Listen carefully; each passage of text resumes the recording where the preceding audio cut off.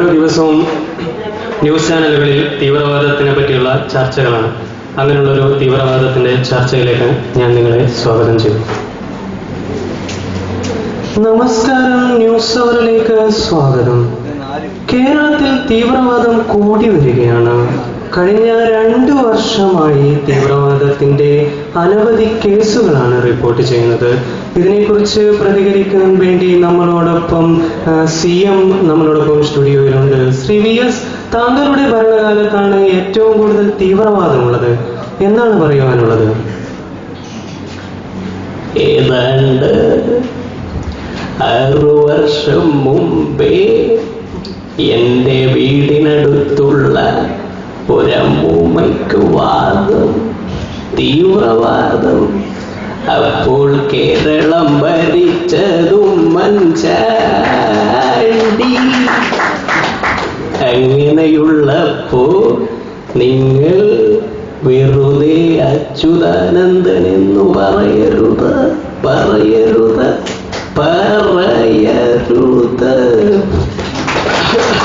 വളരെ നന്ദി CM. ഏതായാലും ഇതിനെക്കുറിച്ച് പ്രതികരിക്കുന്നതിന് വേണ്ടി നമ്മളോടൊപ്പം പ്രതിപക്ഷ നേതാവ് ലൈനിലുണ്ട്.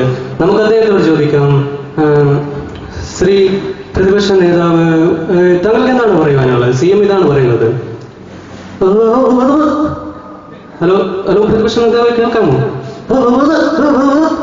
ക്ഷമിക്കണം, ഏതോ പൊട്ടനാണ് ഫോൺ എടുത്തതെന്ന് തോന്നുന്നു. ഞാൻ ഈ ഫോൺ കോൾ കട്ട് ചെയ്യാൻ പോവുകയാണ്. കട്ട് ചെയ്യണോ? ഞാൻ പറയട്ടെ, നിങ്ങള് എന്താണ് നിങ്ങളുടെ പറയുന്നത്? നിങ്ങളുടെ ആടിനെ പട്ടിയാക്കിക്കോളൂ. പട്ടിയെ പേർപ്പട്ടിയാക്കിയാലും വിരോധമില്ല. പക്ഷെ ഇമാതിരി മരപ്പട്ടികളെ പിടിച്ച് മുഖ്യമന്ത്രിയാക്കരുത്. ഇതുപോലത്തെ വേറെ എനിക്ക് പറയുവാനുള്ളത്. അമ്മൂമ്മയ്ക്ക് തീവ്രവാദം വന്നത് ഞാൻ എന്ത് വിളിച്ചു എന്നാണ് പറയുന്നത്. നമസ്കാരം. ഏതായാലും മദനിയെ ഇന്നലെ പോലീസ് അറസ്റ്റ് ചെയ്തിരിക്കുകയാണ്. മദനി അറസ്റ്റ് ചെയ്യുന്നതിന് മുമ്പ് നടത്തിയ പത്രസമ്മേളനത്തിലേക്ക്, നികേഷ്, നിങ്ങൾക്ക് എന്ത് രേഖകൾ വേണമെങ്കിലും എടുത്ത് പരിശോധിക്കാവുന്നതാണ്. അവർ പറയുന്നത് നിങ്ങൾ മനസ്സിലാക്കണം.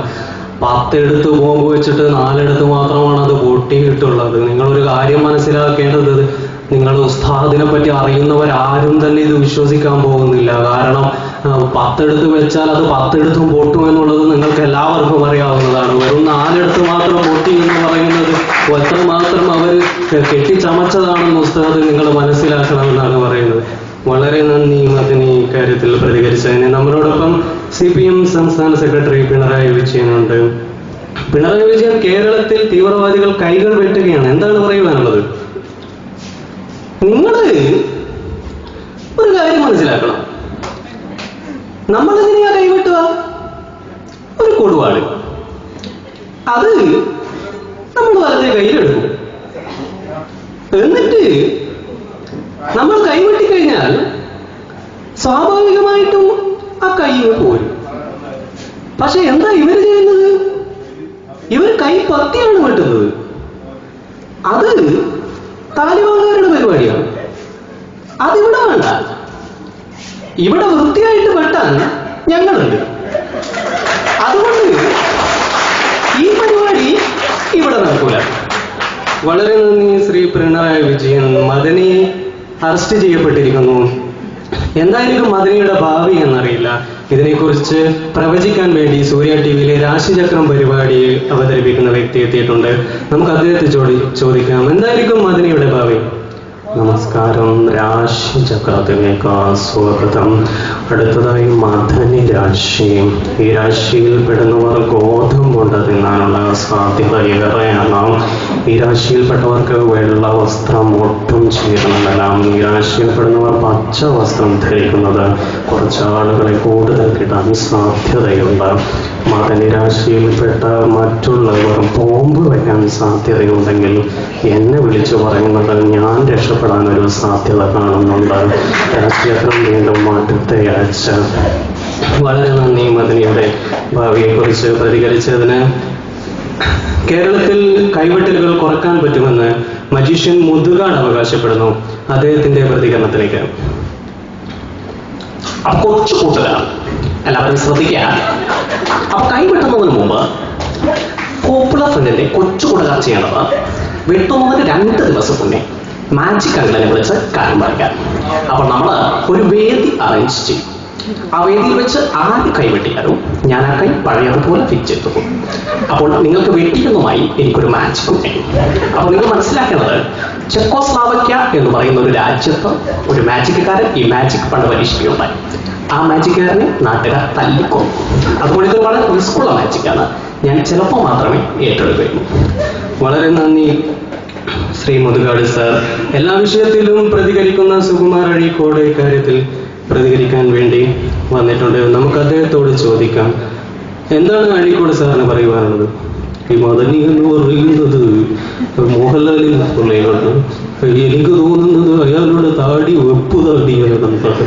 അപ്പോൾ നിങ്ങൾ ഈ കാര്യങ്ങളൊക്കെ മനസ്സിലാക്കേണ്ടതുണ്ട്. അപ്പോൾ എനിക്ക് പറയുവാനുള്ളത്, ആർക്കെങ്കിലും കൈ വെട്ടണമെന്ന് തോന്നുന്നുണ്ടെങ്കിൽ ഞാനിത് വെറുതെ പറയുന്നതാണ്. എന്ത് കിട്ടിയാലും ഞാൻ പറയും. അതുകൊണ്ട് വെറുതെ എന്നെ വെട്ടാനൊന്നും വരണ്ട എന്ന് മാത്രമാണ് പറയുവാനുള്ളത്. വളരെ നന്ദി അഴീക്കോട് സാർ ഇക്കാര്യത്തിൽ പ്രതികരിച്ചതിന്.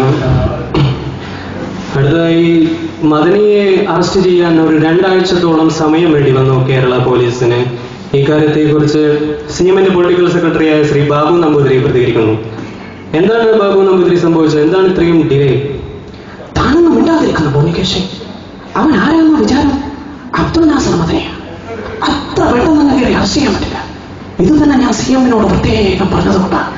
ഇനി അവനെങ്ങാനും പുറത്തു വന്നാ ഒരുത്തനെയും ബാക്കി വെച്ചേക്കില്ല. അതുകൊണ്ട് ശ്രദ്ധിച്ചോ. വളരെ നന്ദി ശ്രീ ബാബു നമ്പൂതിരി. ഇന്ത്യ വിഷൻ കണ്ടെത്തിയിരിക്കുന്ന കാര്യം, 2 ആഴ്ചത്തോളം മദനിയെ അറസ്റ്റ് ചെയ്യാൻ വൈകിയത് സ്പെഷ്യൽ ഇൻവെസ്റ്റിഗേഷൻ ഏജന്റായി വന്ന തമിഴ്നാട്ടിൽ നിന്നുള്ള പോലീസ് ഓഫീസർ പ്രകാശ് രാജിന് മദനിയെ പേടിച്ച് വട്ടായി പോയത് കൊണ്ടാണ്. അദ്ദേഹത്തെ കുതിരവട്ടത്ത് അഡ്മിറ്റ് ചെയ്തിരിക്കുകയാണ്. അദ്ദേഹത്തിന്റെ പ്രതികരണത്തിലേക്ക് നോക്കാം.